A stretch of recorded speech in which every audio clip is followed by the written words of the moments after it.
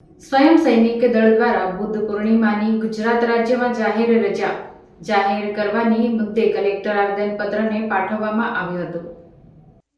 ભરૂચ જિલ્લા કલેક્ટર કચેરી ખાતે સ્વયં સૈનિક દળના સભ્યો દ્વારા એક આવેદનપત્ર પાઠવ્યું હતું, જેમાં જણાવ્યા અનુસાર ગૌતમ બુદ્ધ કેવળ એક ધર્મના સંસ્થાપક નથી, પરંતુ તેઓ ભારતીય ઇતિહાસના એક એવા મહાનાયક છે જેમણે જ્ઞાન, કરુણા, સમાનતા અને વૈજ્ઞાનિક દ્રષ્ટિકોણનો માર્ગ બતાવ્યો. તેમના વિચારો ભારતના કરોડો વંચિત અને શોષિત લોકો માટે મુક્તિનો માર્ગ ખોલ્યો છે. ત્યારે આ મહાનાયકની બુદ્ધ પૂર્ણિમાની રજા જાહેર કરવામાં આવે તેવી માંગ કરવામાં આવી છે. ગુજરાત સરકાર દ્વારા વર્ષ 1979માં બૌદ્ધ, મુસ્લિમ, ખ્રિસ્તી, શીખ, પારસી અને જૈન સમુદાયના ધાર્મિક લઘુમતીનો દરજ્જો પ્રદાન કરવામાં આવ્યો છે, પરંતુ બૌદ્ધ સમુદાય માટે બુદ્ધ પૂર્ણિમા નિમિત્તે જાહેર રજા ફાળવવામાં આવી નથી.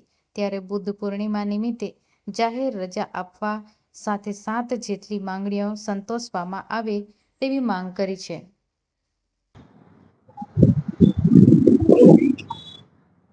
મારું નામ મનહરભાઈ છે અને હું ભરૂચ જિલ્લાના માસરોડ ગામનો વતની છું. અને આજ રોજ સરકારશ્રી પાસે અમે એક આવેદન આપવા માટે આવ્યા છીએ.